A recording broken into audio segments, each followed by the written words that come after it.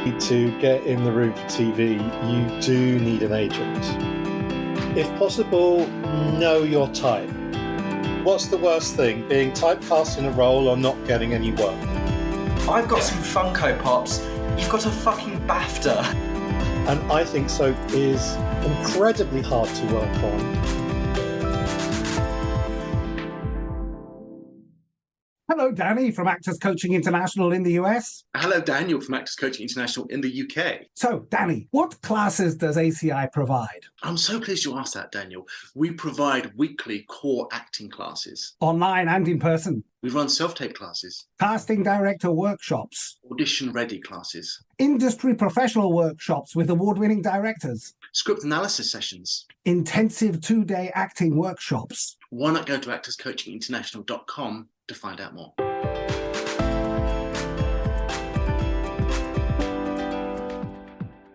Hello, everyone. So tonight we're joined by writer Daran Little. Daran, how are you? I'm very good. Good evening. Good. How are you, Matt? Yeah, I'm not too bad. You got a bit nervous there about doing the intro, but I think you did pretty well. I think you did okay. I never do it. We're supposed to lead in with the branding. You're supposed to go, welcome in the room, Daran, or, get the branding in there. But it's fine. We'll just go with hello. It's okay. You did a good job. I was just checking you're on the ball. So, Daran, if we could just kick off with a simple question. How do actors get in the room? Oh my gosh, that is like, there's so many answers to that. Okay, so I think the first thing is really to get in the room for TV, you do need an agent, sure. And your agent will be sent out everything that everyone in TV is looking for, and they should put you forwards. Now, having been in the situation of casting shows and going through Spotlight and stuff like that, the first thing, most important thing I say to any actor is make sure your headshot looks like you, and if possible, know your type. Like, what type of roles are you likely to get? And therefore, hone your headshot or shots to that type. Lots and lots of people don't. It's like, if you've got, if you've got a part of yourself or like something about you that you think is fantastic and you want to show that off. Because when you're just flicking through photographs, I know it's all, we do it in different ways now, but last time I did it was literally through headshots, 8x10s, 8x10s, 8x10s. And you're literally doing it at that speed, You're not like looking at one going, yes, I wonder, and then pick up the next. You haven't got time for that. So you need ones that grab you, and you go, because as a producer or a writer, I have ideas of who the characters are in my head and what they look like. So I'm looking for that kind of picture. Sometimes you find someone, you go, oh, they're quirky, they could do something with it, On the whole, look like your photo. Yeah, I think that's a really good point, because sometimes I've been told as well, mine was too edited, looked a bit too modelly for what I was supposedly going up for. Yeah, totally. I used to be a patron of the Manchester School of Acting, and I used to say to them, because it was still on then, who are you in Friends? Are you a Chandler? Are you a Ross? Are you a Monica? Know your type, and you can look at any kind of program and you go, I would fit in this show. I know I would. Why? Ask yourself why. Don't kid yourself. If it's a YA and you're too old for it, just know yourself and know the branding. Look, you are your own brand these days. You have to be, and so know your own branding. I think that's so important, especially when you're starting out. I think some people are terrified of being typecast as a certain role, but if you don't double down on your strengths at the start, then you might never get going in the first place. I see. What's the worst thing, being typecast in a role or not getting any work? It's pretty simple, isn't it? Before we move on to the next question, Daran, I was going to say that I've got a bit of bookshelf envy going on. Your bookshelf, Darren's got the most amazing bookcase, packed full of books, and I've got this little, it's covered by the mic, this little tiny little bookshelf in the corner.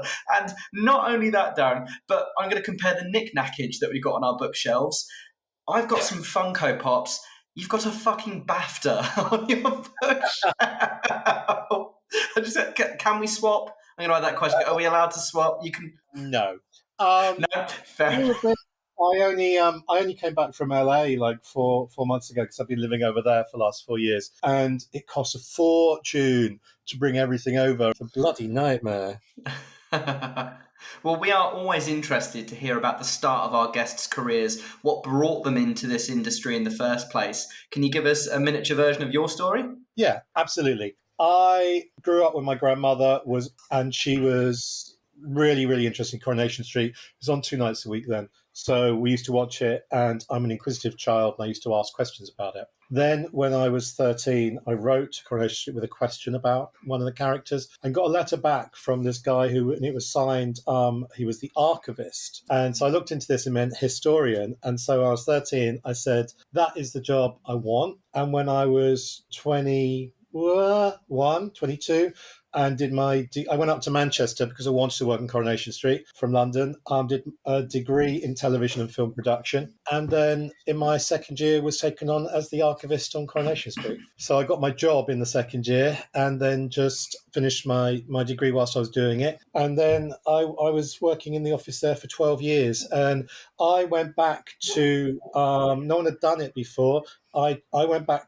I transferred all the original films and VTs. They used to be on 2-inch. They used to go to 1-inch. Transferred everything, make it a bit more digital. I got VHS copies of every episode. So I watched every single episode whilst reading every single script. So I did 14 episodes a day for 3.5 years. And in that, I learned exactly what made a good story, what made a bad story, what was a good script, all about characterization. And then I started writing Coronation Street. It's amazing how crystal clear that is, that you literally said, that's what I want to do, and you made it happen. That's so awesome. Yeah, I know. I'm really lucky, really blessed for that, but that's exactly the way it happened. And then Coronation Street led to work in America, and then I did the Road to Coronation Street. It was a drama, best single drama at the BAFTAs, which I've got a BAFTA for. And then for the last 11 years, I've been writing EastEnders. But I've also, 11 years ago, I set up The Only Way is Essex, and sort of like set up Structured Reality. Left Only Way is Essex after the first season, set up Made in Chelsea. I've been on that ever since. That's 24 seasons. And I now do shows on Netflix, which are anywhere but not UK or not US. My dog's going crazy in the corner. That's amazing. And that actually feeds really nicely into the next question. So obviously the work you've done, as you said, over your career spans a huge number of mediums and genres, from soaps to reality TV to drama TV for American audiences, as you said.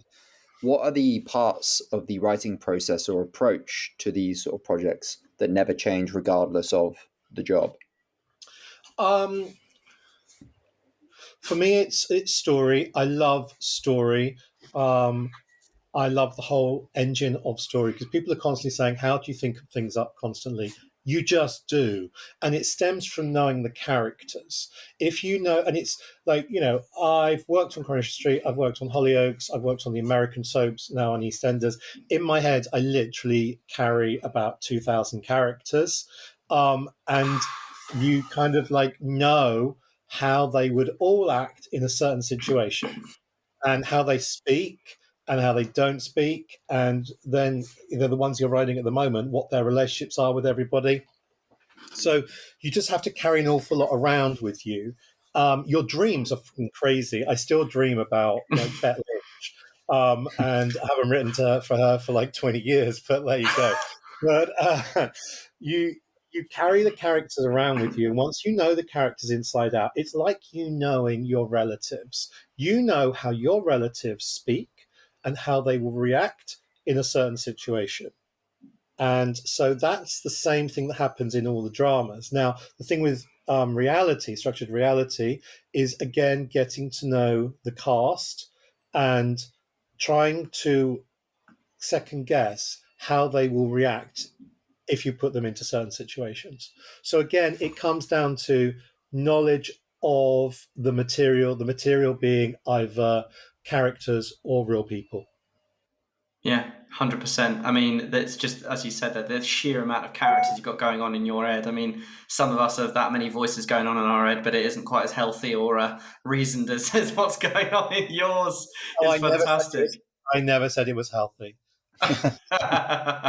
Well, let's move on to soaps. You mentioned it about, it was the start of your whole journey was Coronation Street, watching that at home. And soap operas often get criticised for, apparently bad acting and writing, and forgetting that these are choices or rather structured limits of the show itself, with the speed of production influencing the writing and the acting processes.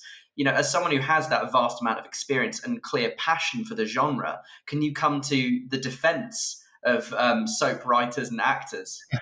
It really frustrates me, actually, a lot of the time when all my friends are actors. I just surround myself with actors all the time. They're the only people I feel comfortable with. And when you meet someone fresh from drama school or wherever, and they go, "Oh, I would never do soap," and you go, "Why would you never do soap?" Well, it's soap. It's just mass produced. And then I go, "Well, okay, so you get a role in the theatre, you play that same role, the same lines, every night, matinees, or anything, if you're lucky, for 6 months or a year. Whereas you join a soap, you're constantly changing. You're in different stories. You're working with different actors. You're learning so much from other people. You are pushing yourself in different directions. You're doing comedy, you're doing tragedy, you're doing farce, you're doing drama, you're doing all sorts of things that you will never do in anywhere else. And I think soap is incredibly hard to work on if you're an actor, because you, well, there's two sorts of soap actors, and this has always been the case. Those who are really heavily trained and play a character who is not like themselves. Okay. To my mind, Sarah Lancashire comes into mind, working with her as Raquel. That is so far from Sarah as ever, but she created that role. Then there's the other soap actors, and they tend to be a lot younger. Certainly, Hollyoaks is full of them, and they're great. Who basically are playing a version of themselves. They just play themselves, and they might not have the range. But then when they work with some of the other actors and they're learning things and they create the range a bit more, and you see the character growing, and you see the character developing with what they're bringing to it. Because in an ideal situation, you want to be playing a tennis match with the writers, because we create a character. We could be writing a character for three months, and who hasn't been cast yet. Then someone is cast and they come in and we see them on the screen and we go, "Oh, they're quite good at that." And so we throw a ball back at them, which is about that. And then they grab that, and if they've got any sense, they throw it right back at the writers, surprising us again with a performance. And then it's a volley. And when you get that going, you get some amazing characters. They become iconic. I don't agree that writing on soaps is bad. I think writing in soap is bloody brilliant. You look at everybody who's big in British TV writing wise now. I've worked with them on soaps, whether it's Russell T Davies, Sally Wainwright, Paul Abbott, Jimmy McGovern. Kay Mellor sadly died recently. All of these, Frank Cottrell Boyce, like they all started on soap. Many of them on Coronation Street. And that's where you learn your craft. That's where you learn about characterization, you learn about story, you learn about scheduling, because we have to tell continuous stories, 3 or 4 stories per episode. And an episode is either, if it's on ITV, it's 23 minutes. If it's on the BBC, it's about 27, 28 minutes. And you have to fill that space. And at the same time, you've got 3 lots of directors working on their weeks. Each week is either 6, 5, or 3 episodes, or 2 or 4 episodes, or whatever they are, depending on the soap. And so you can't just sit there going, "Oh, do you know what? I just think that I'm going to write so and so and so and so just walking through Albert Square." No, because that's not available. And that actor isn't available to do that because they're busy that week doing something else. So it's a complete factory. It's a fascinating way of learning to the craft of writing, and also immensely fantastic as actors. It's like the rep theatre almost of the modern day, really, isn't it? That's kind of what it is. We don't have that anymore. No, and that's how, when Coronation Street started, they literally created a Bible of all the actors in the North, because actors in the North did not get television roles. They were used in the background as extras, because they to speak on a drama in the BBC and BBC or ITV, you had to speak the Queen's English, and they worried that no one would understand the people in the North. So they were just the background artists. But they were all members of Oldham Rep or Blackpool Rep or something like that, and many of them will work together for years. Then suddenly Coronation Street comes along and they push to the front, but they have that rep background when you play a different character every week, in the theatre. So yeah, a lot of ways it is rep acting, and I love that. I think that's fantastic. When you look at some of the fantastic, actors who have come from soap, whether it's Sir Ben Kingsley, all the way through, and now 15 years ago you had like Cyria McKellen going, I want to be in Coronation Street. Laurence Olivier always wanted to do soap but never quite managed it. It's a fine art. Couldn't agree more. Yeah, Darren, being the only writer, if Wikipedia has this correct, of course, to pen more than 100 episodes of both Corrie and EastEnders, we feel like you're the perfect person to ask about getting shit done. So firstly, apart from official deadlines that must keep you up at night, how do you get over writer's block or anxieties over your scripts? Oh, every writer has a different way of writing. The first thing I do whenever I'm commissioned to write a script, whatever it is I get my calendar out and I say when it needs to be delivered, where each block needs to be delivered, and then I go through my calendar and I block off days all the way through it in one colour. So I always know, I look and I go, blue, I'm writing that day. A lot of the time in soap, you actually can't afford writer's block. There's no time for it in the schedule. If you're lucky, there's you sit and you start for a day and it doesn't come, but you've got another 2 days to do it. But sometimes you get notes and they've got to be turned around in within a day or 2 days in all the soaps, and you can't afford that kind of moment. I find if that does happen to me, I just immediately walk away. I go for a walk with my dog, go to the gym, something like that, come back, sit down again, and hopefully it comes. And most of the time it does. You can't be precious.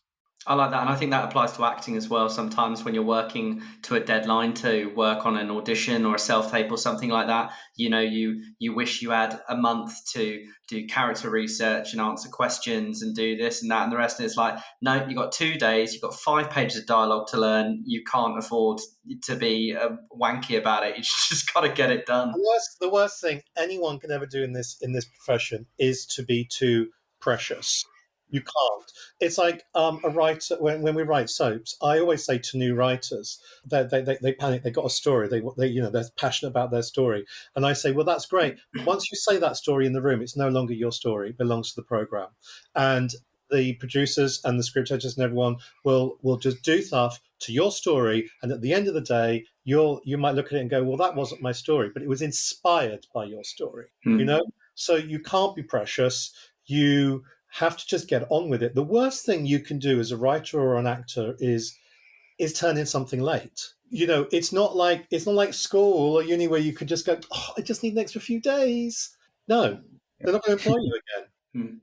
Yeah, I tried that at the school that I grew up in. I don't know if you could tell by my accent, but I was very fortunate or rather unfortunate about where I went into school. If I ever turned in any homework late, Harris, it just wasn't good at all. Anyway, we're going to avoid my school PTSD and we'll move on a bit to more about your coming up with original ideas for scripts. You kind of mentioned earlier about the fact that you've got so many characters buzzing around in your head and these voices are going on. So that actually helps you with the scripts because you're constantly hearing these voices. How do you then, I guess, filter down what's probably useful, what is original? Because I presume as well, a lot of the time singer-songwriters going around, they hear songs in their head and they're thinking, oh shit, have I come up with that or have I just heard that on an advert, say? So how do you know when your ideas are original and are worth going from your head onto the page? Well, there's a difference between in soap, you come up with stories within a story conference room, so full of other writers and producers. When you're doing stuff on your own, you're developing things on your own.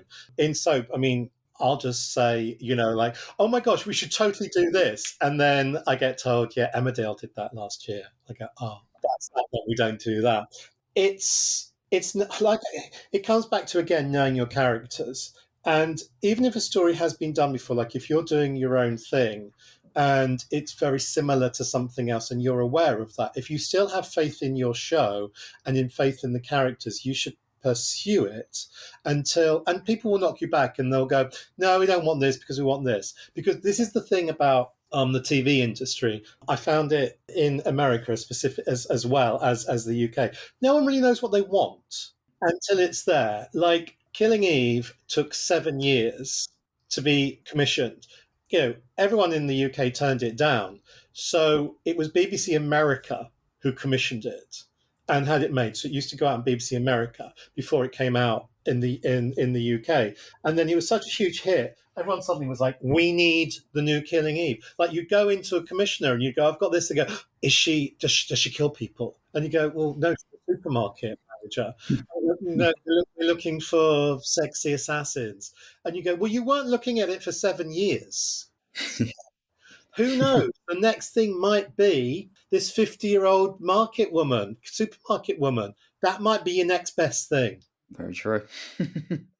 So you introduced the first gay character on Coronation Street, Todd Grimshaw, in 2001. And while representation should be given in all areas of entertainment, do you feel like soaps, with their huge audience and ability to tell long stories, are a particularly good medium for exploring topics such as homosexuality, race, disability? I think they are. I think they have a duty to, and I think they are. But there's only a limit that you can do. It's because, like, yes, you want to be inclusive, you want to show everything. But, like, I mean, forgive me if I'm wrong, but I can't think of a Jewish family on a soap at the moment. It's like, where's the boundaries? And it's like, as soon as you have a gay couple, then everyone has a gay couple.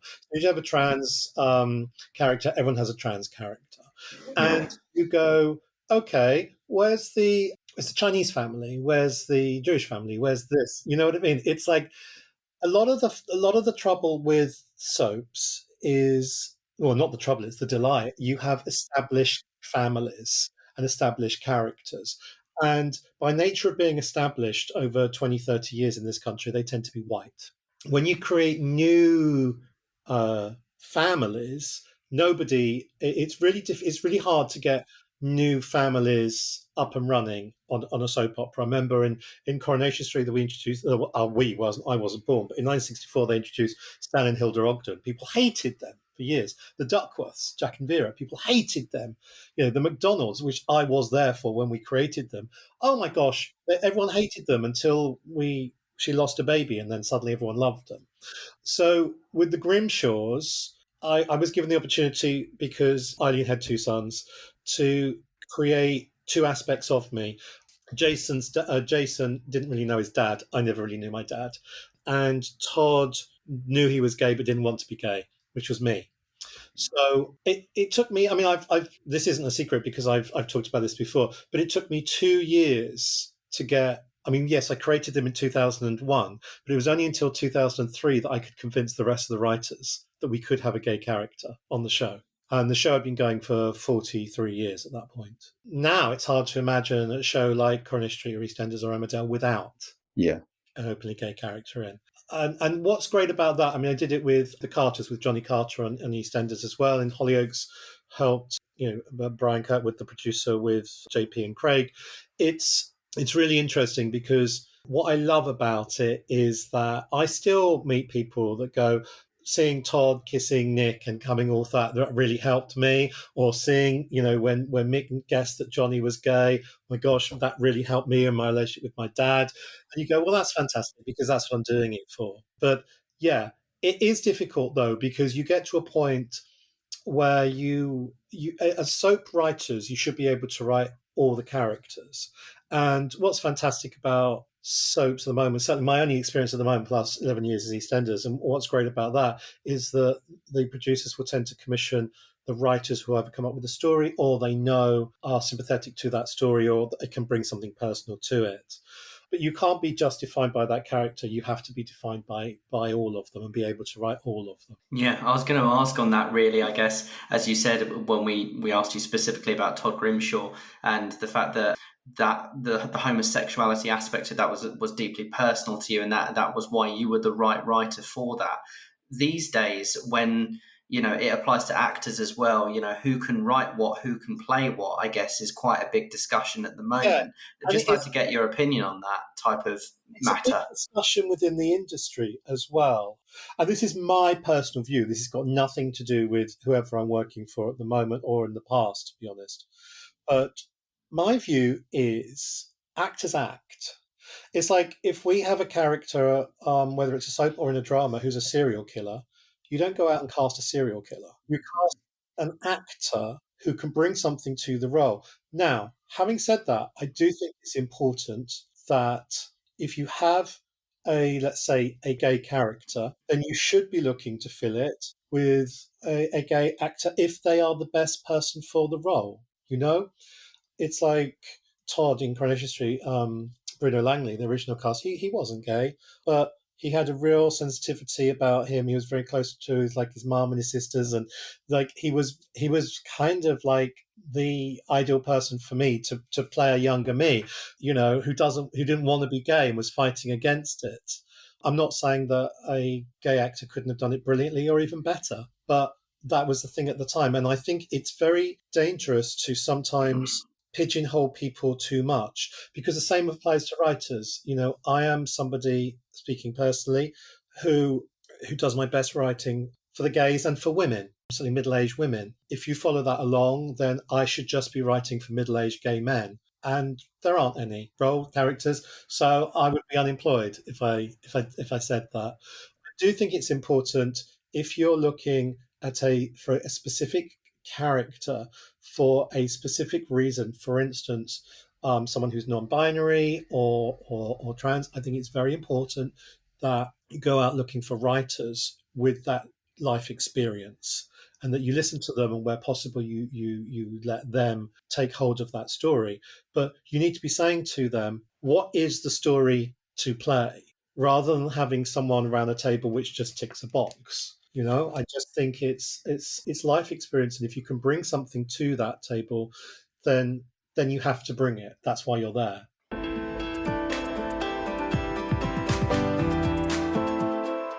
Hi, we're selftape.co.uk, but don't forget the hyphen. That's self-tape.co.uk. It's a bit of a mouthful, but it's a mouthful worth chewing on. Anyway, as the name suggests, we do self-tapes for actors in London. Maybe you've run out of time, maybe you have kids, perhaps you can't find a reader, or let's face it, you could just be a little bit at setting everything up. Well, that's where we come in. But it's not all we offer, no, we also shoot showreels for actors too. Custom showreel scenes shot from scratch to show casting directors and agents exactly what you can do. Well, that is, if they can be bothered to watch. Any In The Room listeners get 10% off all of our services just by quoting In The Room. So get in touch and visit www.selftape.co.uk. Or don't, it's completely up to you. But whatever you do, don't forget the hyphen, you get it.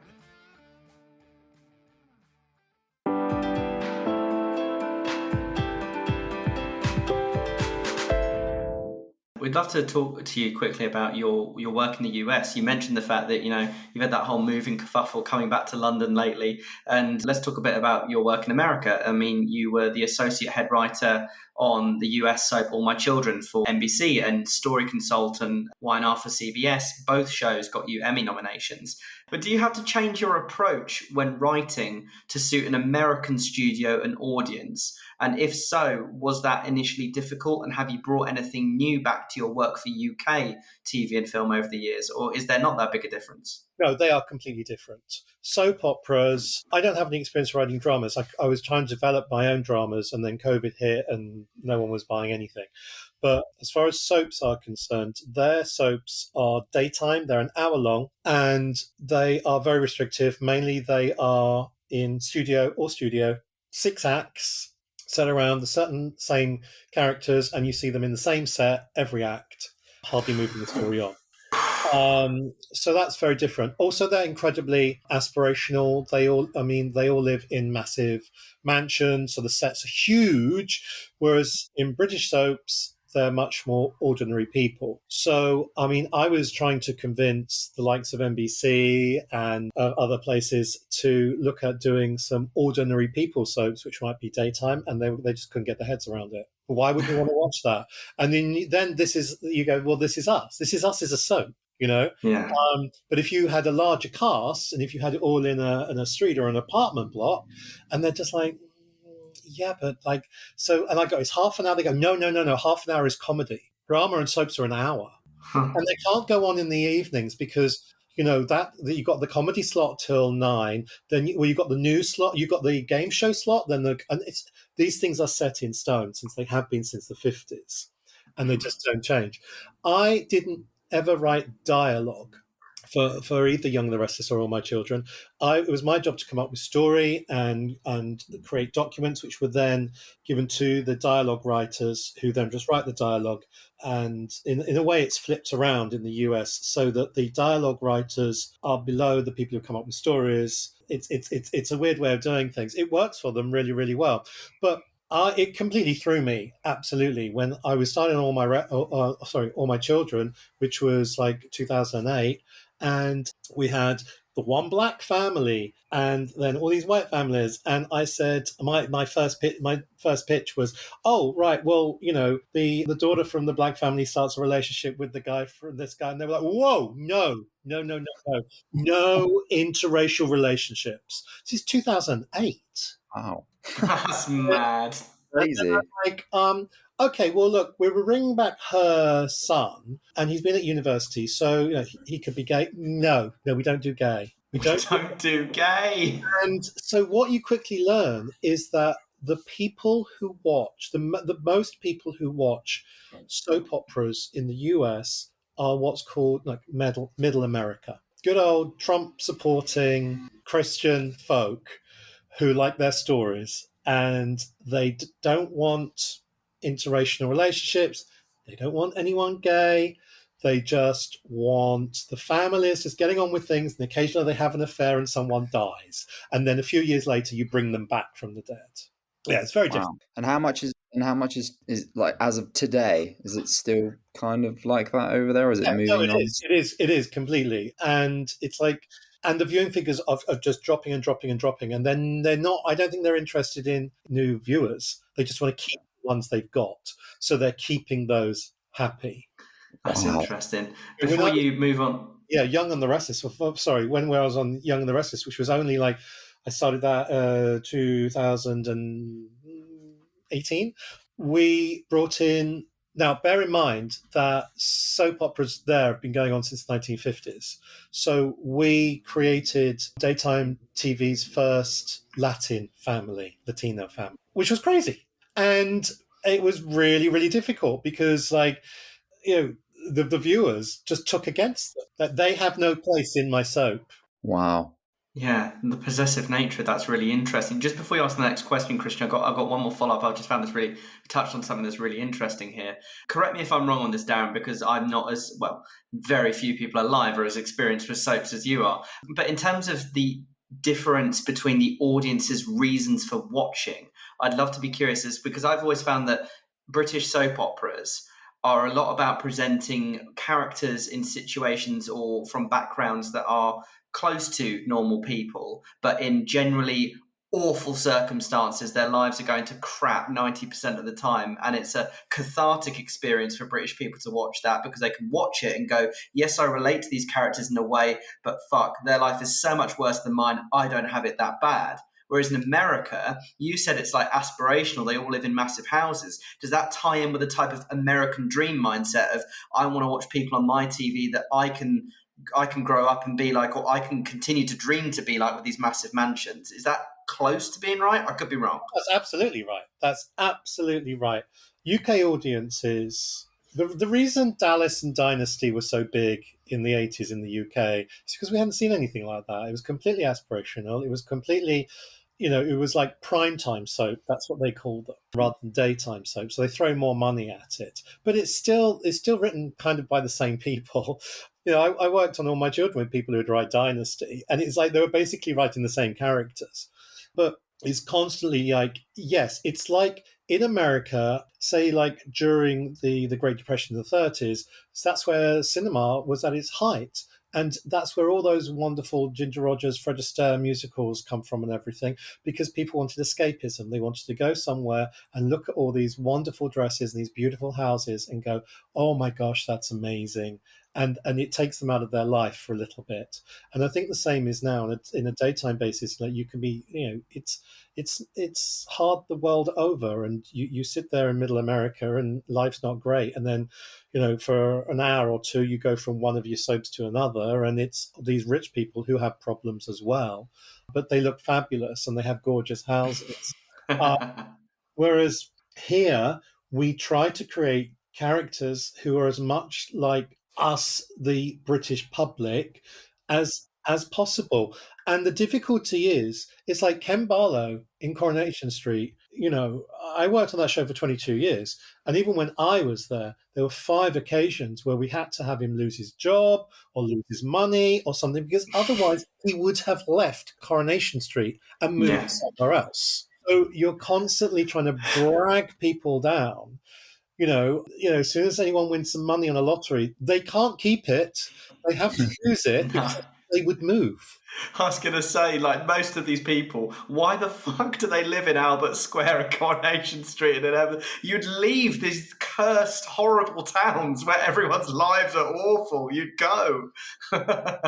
It's a complete joy to live in any of those places, of course. Yeah, Darren, just moving on to the reality TV side of things, which has obviously been a huge part of your career, most notably setting up, casting and producing all series and specials of Made in Chelsea. Firstly, how do you operate as a writer in this specific genre of television? And then secondly, how freeing or difficult is presumably setting up a storyline only for then the actions of a real person to take the plot of the show in a completely different direction? Yeah, the first thing when people know that I work on those shows, they go, I knew it wasn't real. I knew it was written. And you go, no, it's not written and it's not real. I'm not a writer on that. I'm a story exec. So what that basically means is I'm told constantly what the cast are doing in their lives, how their relationships are going, what they feel about the other ones. And then you sit down and you take that information the day you get it, and we're filming the next day, and you structure stories. You go, oh, that's a good story to follow. A story that will follow those 4 stories, those cast. We'll use some of this cast for here, some of this cast for this. And then I structure the episode to bring out the comedy and bring out the drama. So it's basically, if you have, this is the example I always give. You have a boy and a girl who have been dating for about 2 months. And we say to her, how's it going? She goes, oh, it's amazing. He's brilliant. I love him. I'm really hoping that we can move in together. Then you speak to him and he goes, well, yeah, not feeling it. Not feeling it. I thought it'd be different than this, and there's someone else I like. And you go, okay. So they are then called to a wine bar or a restaurant to do their scene. He knows, I know his agenda, which is, yeah, I want to break up. I know her agenda, which is, oh, I'm really hoping he asks me to move in with him. So you sit there, I know it's cruel, but that it's like, okay, so she's going to get really upset. So the director already knows to stay on her. Is she going to run out or something? Or is she going to cry? Stay on her. And then you'll be doing the scene. Halfway through the scene, you'll go, he's not said anything. So, you don't really know where it's going to go. Is he going to chicken out? In which case, there's no good planning the next scenes, basically. Is he going to chicken out, or is he going to say what we think he's going to say? And most of the time they say what they're there to say, what they want to say, and then you take your next scene. You'll talk to her afterwards, and she'll go, "Oh, that's awful. Is there anyone you want to talk to now?" I want to talk to my friend. So you go, right, we'll plot that scene, and we'll take her to that. And so that's how we do it. So it's their lives. We do never put words in their mouths. All I do is gently structure to get a story, so that I know I'm going for a cliffhanger for the end of the show, with my duff moment, as it were, if it was EastEnders. And I've just got to get there.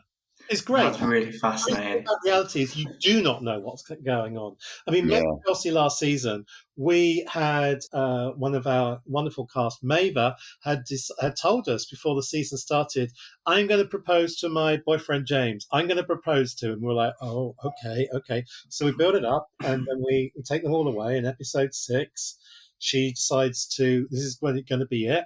She gets down on one knee with a ring, and he goes, whoa, no, why would I do this? This is not what I want. If when we get married, I want to propose to you. And she's like, you're joking. She goes, no, don't you know me? And like, so we all thought he would say yes. So because of this, you're going, follow her. Wherever she goes, follow her. And so she runs upstairs in tears, and you're running up the stairs with a camera. And then, Come here. who do you want to talk to about this? And you run and get them and bring them up, and you just it's amazing because it is like live. It's like live television because you do not know what's going on. You don't know who you're going to be using next. You don't know where it's going. But I've got to make sure that when we reach the end of the episode, we have got a climactic ending, which makes you want to watch the next episode. It's the same as a soap. That must be utterly exhilarating to be on set. I mean, there are moments, I guess, when you're like, that could have been more like this because you can't write it. But when you get a moment like that, you must be like, there we go. That's the trailer sorted. It is difficult because often I go, if I could only write this scene, I know exactly what I want them to say, but you can't, so you just like watching, biting your finger, going, oh, come on, get close to what I want. Does that then feed back when you're writing your dramas or your soaps? I mean, I know with Made in Chelsea and like all these structured reality televisions, it's a very much set category of individual in a certain sense. In Made in Chelsea, the majority of them are going to have a lot of money. They're going to come from a really privileged background. So I guess they are rather extreme people. That's probably the wrong terminology. But does it then help you spending so much time watching these people interact in front of the camera being themselves? Does that naturally feed into when you're writing your other scripts? It does. And look, it helps me personally a great deal. I mean, I know I'm the only writer who does both camps, but it helps, I feel, keep me relevant on a soap because I spend half my working life working with 20-year-olds, and there's a lot of 20-year-olds in soaps, and so you stay a little bit more relevant, I think, than if you were just spending all your time with people of your own age, say, because people change all the time, and speech patterns change, and points of reference change, and dialogue and slang changes, and it's always good to sort of like focus on that a little bit and bring that in. Yeah, Christian, do you want to ask the last question? I feel like I've jumped in. I got a bit giddy excited with all that. Do you want to ask the last question before we move on to rapid fire? Yeah, absolutely. Yeah, so is there anything outside of soaps and structured reality TV that you're working on right now? Or if not, is there anything specific you'd really like to do in the future? I'm working on a big 10-part drama in the States, which we're still plotting, which would be fantastic. I've wanted to do stage plays. I've written a couple, but never. They're not very good, to be honest. I was writing a film this year, and then I realised I was commissioned to write a film, and I wasn't engaging in the subject matter at all. So in the end, I said to the producers, "Look, you need to find someone else. Here's the money back." I just felt this is always going to be bottom list of my priorities because I can't get into the whole concept of it. So you've got to know yourself. There's no point just taking on look. Obviously, most people aren't in the position that I am in where I can turn a job down, and I'm very aware of that. So just freaking from my personal point of view, there's no point me taking on a job if I know I'm not right for it. Obviously, if you aren't in that situation and a job comes along, take it. My thing for years has always been say yes to everything. Say yes, because you never know where it's going to lead you. If you're an actor and you just want to do film, well then terrific. But chances are you're not going to do a great deal of film, and if you get offered a soap, or if you get offered a continuing drama or a drama series or something, whatever the role is, say yes, because you could meet someone on that during the filming of it, which leads to a film role. You just never know what you're doing. The reason I work on structured reality is that the person who set up The Only Way as Essex, Tony Wood, had been my producer on Coronation Street, and he knows that I could do story really quickly. So a whole new career came from that moment, from a phone call. If I'd have said, no, I don't like the sound of that, boom, that's that. I think it feeds back to the old cliche of it's who you know as much as what you know. But I think some people misinterpret that by going, well, if my dad's not a famous casting director, that doesn't apply to me because I just have to do it. But actually, you need to go out and meet people, and that is easier than it sounds in some ways, especially in this modern era with social media and emailing. It is easier than it used to be, I think. It is, yeah, but it's also harder because I think the thing about social media is it stops the people being able to actually talk, to go somewhere and talk face to face, which seems to be like a dying art form. But if you're an actor and you're wanting to get into television or you want to get into theatre or whatever, then find out the places where those people hang out, become friends with people. They'll introduce you to people. You know, that's in the sense of who you know. I mean, you know, that rather than the whole nepotism thing or anything, which isn't a thing really anymore. It's like, if you want to write something for television, if you're interested in writing, find out what it is you want to write. Don't just go, oh, I want to write. Well, yeah, what do you want to write? Do you want to write comedy? Do you want to write drama? Do you want to write soap? What do you want to write? And then when you've discovered that, what are the shows that turn you on? And then if you really like a certain show in a certain genre, look on the credits, find out who the producer is. You know, I was given an example 15 years ago. I was working on Coronation Street as the archivist, and I got a letter from somebody. I didn't know who they were, and he was like, but the letter reminded me of me. And he was like, oh, I love Coronation Street. I'd love someday if you ever do any work experience. So I was like, right, okay. So I went to the producer and I said, look, I know I get a load of these letters, but I really think there's something about this guy. And I think we should have him up for an interview. And the other thing is he lives in Brighton and we're in Manchester and he's a student. I think we should pay his fare. So I wrote a letter back and then this guy came to see me and his name was Brian Kirkwood. And I took him on for a week's work experience. Halfway through the week, I said, right, I'm looking for someone to help me out and stuff. Do you want that? Oh my gosh, yes. And then he went into the story office, and then he went into the scripting office. Then he left. He went on to produce Hollyoaks and EastEnders. And that is because, and he's now a writer on EastEnders as well. So it's great. I get to work with him again. But him then going on to EastEnders, when he left Hollyoaks, he went to EastEnders. And I was just leaving Coronation Street and said, come and work on EastEnders. So it's like, it is in the sense of like who you know in that way, but it only worked because someone took a chance on him, you know? I got my job because one of the producers Tony Warren, who created Coronation Street, met him and he took a chance on me. And this is what we do constantly. Writers, producers in the industry now, I don't know of anyone who doesn't do this. If we meet somebody and they're really interested and you feel there's something there, you will go out of your way to try and help them. Nothing's guaranteed, but you'll try. I think Christian will agree with me when we say a miniature version of that is what's happened with this podcast. I mean, it was a lockdown idea back in 2020 and we were like, oh God, is anyone ever going to want to talk to us about this? But we just reached out to people we knew or had sort of maybe we liked the work that they did initially, and the amount of people that went, we'll talk to you and have continued to do so is fantastic. I don't know if you agree with that, Christian, that we were just so terrified that no one's going to want to talk to us, and some people have. It's great. Yeah, I thought we'd get like 2 views, check in, and and that would be me and you.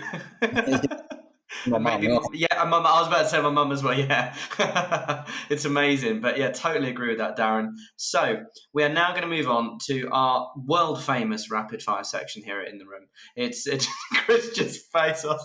It's a little thing we add on at the end. We have got 10. Probably quite boring or interesting, however you want to take it. They're just industry questions that we'd love you to answer, if you can, in 1 sentence or less to finish this podcast off on a nice, rapid note. So, Daran, are you ready for the In the Room rapid fire section? I am ready. Take it away, Christian. What makes a good actor? Oh my gosh. That's impossible to say. There's not a rapid answer to that. What makes a good actor is somebody who is willing to open themselves up to completely grab a role and run with it. Theatre or cinema? Theatre. Biggest industry pet peeve? Getting a lot of notes on the script. Should everyone listen to the In the Room podcast? Yes. Comedy or drama? Drama. A skill every actor you think should have? A hard skin. Your greatest strength? Imagination. Your biggest weakness? Getting too involved. Favorite word to write in a script? Seduce. What would be the title of a structured reality show based on your life? Oh my God. Probably Chaos. I'd watch that. That sounds amazing. Brilliant. Well, thank you so much, Daran. That is the end of our chat with you today. It's been so good. I mean, we don't really talk to that many writers, especially someone with your type of experience in the ways that you do. I learned so much chatting to you today. I'm sure Christian did as well. So we just want to say a massive thank you for coming to talk to us today. And we're sure all the listeners are going to love listening to this podcast. So Daran, thank you so much for joining us in the room today. It's an absolute pleasure. Thank you.